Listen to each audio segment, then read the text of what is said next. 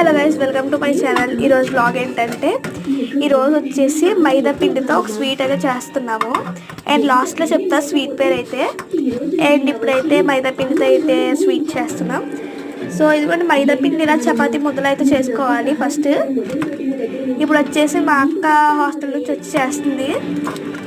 తినాలి అనిపిస్తుందంటే మొత్తం కూడా చపాతీ పిండిలా మెత్తగా చేసేసుకోవాలి.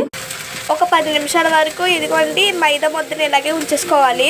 చెప్పాను కదండి ఆల్రెడీ మన కొత్త కిచెన్లో అయితే స్టవ్ కూడా పెట్టామని. కర్రీ వండుతున్నాం. మీరు రోడ్డు మీద ఉండలేక నిలువ నీడలేక పిచ్చికి తిరిగేలా చేస్తాను. ఇప్పుడు మేమైతే చపాతీ ముద్దనైతే ఇంకా చపాతీలా చేసుకొని ఇలా పొడుగ్గా కట్ చేసేసుకున్నాము. చూసారు కదా, ఇంకా వీడియోలో చూపిస్తున్నట్టు చేయాలి. తర్వాత ఇలా చిన్న చిన్న ముక్కలుగా అయితే కట్ చేసుకున్నాము. అండ్ వచ్చేసి మైదా క్యారమెల్ బిస్కెట్స్ కదా, సో అది చేసుకున్నాం. వీడియో పూర్తి వరకు చూడండి, ప్రాసెస్ మొత్తం మీకు అర్థమవుతుంది.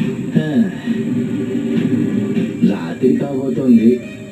మీ ఫ్యామిలీ ఎంత ఇంటింటికి వెళ్ళి అమ్మా వెళ్ళివ్వండి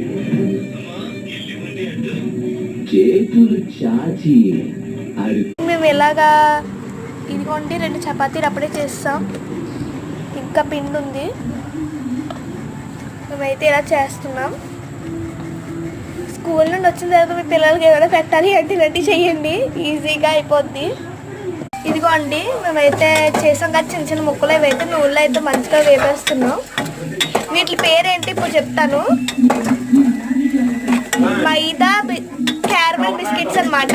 మేము క్యారమెల్ బిస్కెట్స్ కాబట్టి దానికి నేను అయితే రెడీ చేస్తున్నాము. మేమైతే పంచదార పాకం అయితే పడుతున్నాము. ఇదిగోండి బిస్కెట్స్ చూసారా ఎంత క్రిస్పీగా వచ్చాయో, మీకు చూపిస్తాను ఉండండి.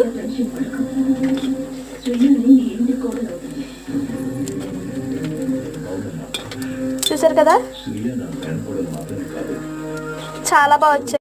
అండ్ మైదా క్యారమెల్ బిస్కెట్స్ అయితే సూపర్గా వచ్చినాయి. మీరు కూడా ఒకసారి ఇంట్లో ట్రై చేయండి. మేమైతే క్యారమెల్ కూడా పెట్టామంటే పాకం అయితే చేసాం. అండ్ ఆ బిస్కెట్స్లో వేసి మంచిగా కలిపేసాము.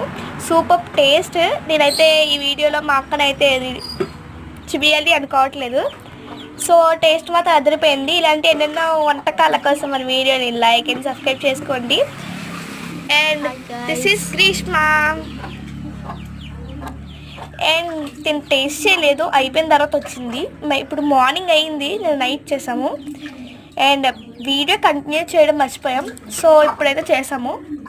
Bye, please.